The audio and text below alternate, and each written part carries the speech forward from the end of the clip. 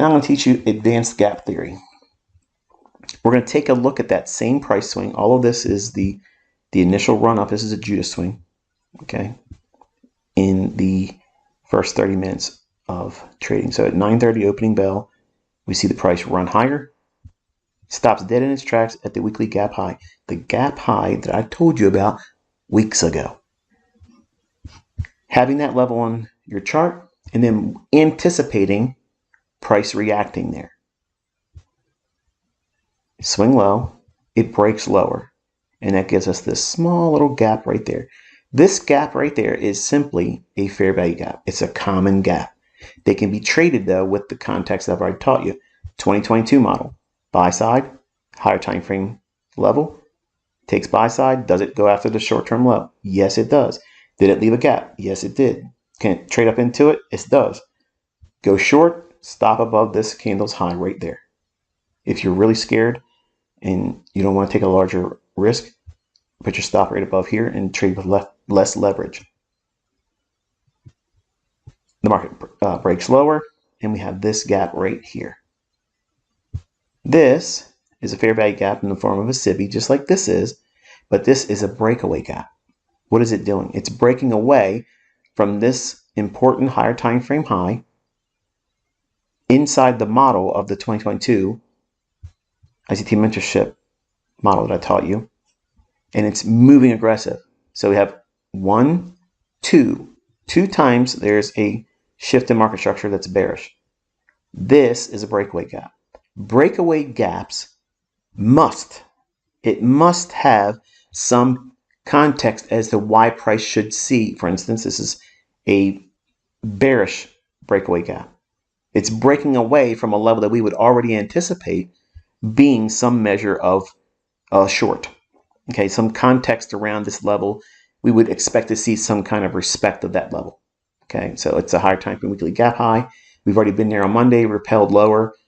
We created a short-term high prior to it here and then ran up to it there, and then it took that low out there. Left the gap. That in itself is the 2022 model. Then it breaks again. Returns back into it here. What did it leave? Relative equal lows. So there's your fulcrum point from low to high. You may have missed the 2022 model entry here. No problem. Return back into this gap here.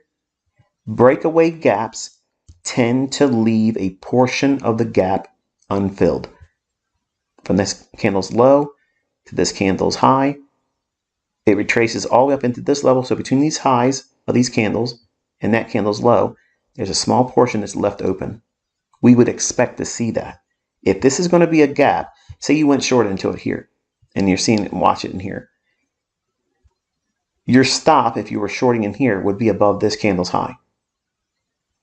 Not fearing any return back into this, because we have had two shifts in market structure. This return in here, you're anticipating while entering the trade. You're expecting this portion to stay open. If it does, you want to see that happen anyway for your trade. But if it doesn't and it completely fills it in, that's not a breakaway gap. Then it may need to come back up and tap this one more time. So if you were to get stopped out, you'd have to wait for it to hit this fair value gap and then break one more time, create another imbalance or fair value gap, and then use that to go short. So what I just taught you is how you navigate. If you're wrong and it doesn't become a breakaway gap, you wait for it to trade to the higher time frame fair value gap and then break lower again, create another fair value gap, and then treat that as a potential later breakaway gap. But the context is it's running up here to get traders thinking it's going higher. Bullish. Okay, from this low up to this high, and here this looks like a bull flag. I guarantee it to most retail traders. And when it went above that high here, that validated everyone thinking that it's a bull flag. Then it broke lower.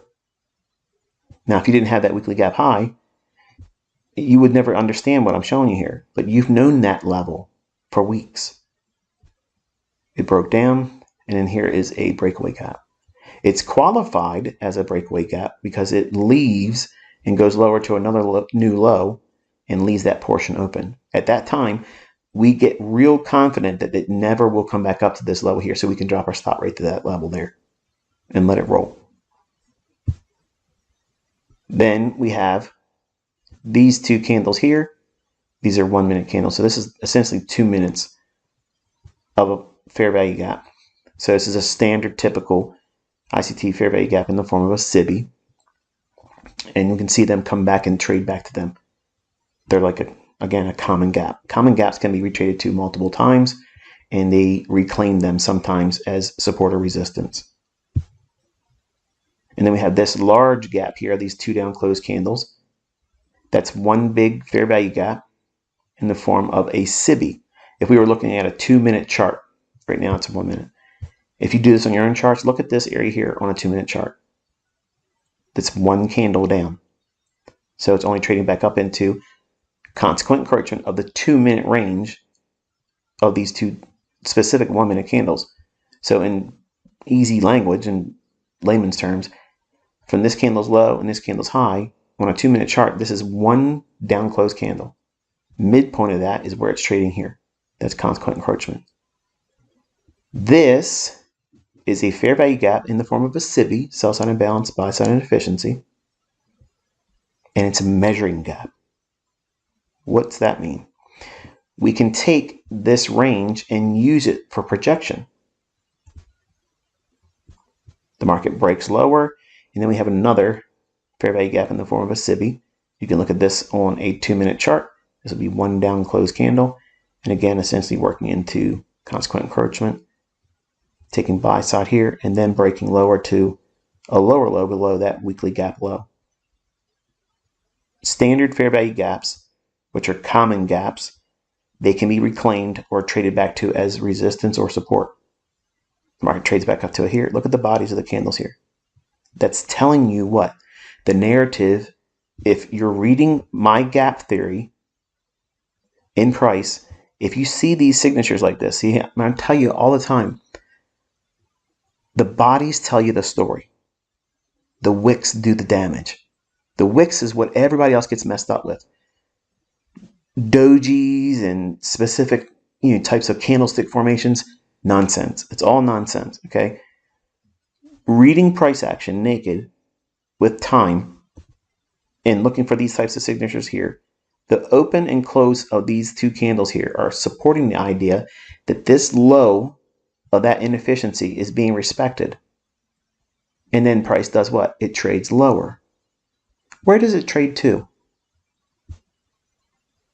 Below the sell side here, but not some random level. If we take the high of that price swing and draw that Fibonacci all the way down to that candle's high right there. From high to low of the gap. Why this gap? Because this is the measuring gap. It's approximately half of a implied dealing range. Implied meaning we're looking for it to go lower, but we haven't seen price go there yet. We're not reacting, remember? We're predicting price. So the high here, draw that down to that candle's high right there. Right there. Okay? What that does is gives you a projection to a standard deviation of -1. And I showed you in the live stream yesterday. So if you want to watch the video prior to this one in the ICT Mentorship 2023 playlist, go to the section where it shows the Fibonacci settings and you'll get the settings that I can share with you there. But the -1 standard deviation comes in at 4269.25. Okay. I screenshot this so that way I had my cursor right underneath there. So that way the data that you see up in the upper left-hand corner here, the low comes in exactly at 4269.25. Folks, that is the daily low to the tick. Right there. And it never went lower today. Even after our session, didn't go lower. So this is my ICT swing projection theory. When I break the market down, see, gaps are just like a PDRA matrix. They have an hierarchy, okay? You have a breakaway gap. You have common gaps. Common gaps can be reclaimed. That means treated multiple times. Measuring gaps tend to leave a portion open, just like a breakaway gap. So if we're expecting it to go lower, it stands to reason that we expect it not to trade all the way up here. And if we're expecting it to be a measuring gap, guess what? We want to see it not go up there. And that confirms and qualifies it as a measuring gap. Then we can take the high, project it down to the low of the gap if we're bearish, and then get our standard deviations. But that standard deviation -1 has to be in agreement with moving below an old area of liquidity. So that's between these two things makes us have the precision. Okay, it's not simply you take a fib, put it over two different price swings, and then you're going to get the same math that I have.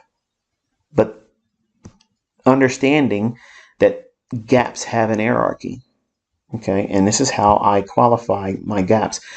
Every time you watch me do a recorded trading episode where I'm going in, I'm trading live data, and I'm pyramiding and adding and pyramiding and adding, and I'm taking partials off, and I'm looking for a specific level, and I'm using this logic here when I'm drawing out, when I say I want to leave this, see this portion of the gaps they open, I want to see this portion of the gaps they open. Ideal if it leaves this portion open, unfilled. It's this theory I'm teaching you right here. Okay. Common gaps are a fair value gap that can be reclaimed, treated as support and resistance. We see that here, it comes back up and bangs it and trades lower. This gap here, projected through all this mess here. It's not supply and demand, folks. Sam Seiden has no idea what this is. Trade up into it here. The bodies of the candles respect that candle's high right there. Perfect. Don't take my word for it. Look at the data. And then it trades lower and makes the very low of the day here, using my swing projection theory within the context of my advanced gap theory. So hopefully you enjoyed tonight and hope you learned something else. Obviously, if this is your first time watching things with gaps or my theory on gaps and swing projections, it may feel a little bit complicated and you have 1,000 new questions, and that's wonderful. That means you're trying to learn, and I'm here to teach you. Don't think that you can just watch this video and you understand it. I want you to go back and look at old price swings. Look at all these old price swings and start breaking down the gaps and use this hierarchy. I have more to teach you that's deeper in that hierarchy because there's other gaps that I'm going to teach you that I haven't even taught my charter members yet. But that context will be taught later on. I'm going to do it real time. For now, use this as a benchmark to go and look at your other old price swings and start measuring them out and journal them in your trading journal. Until I talk to you next time, be safe.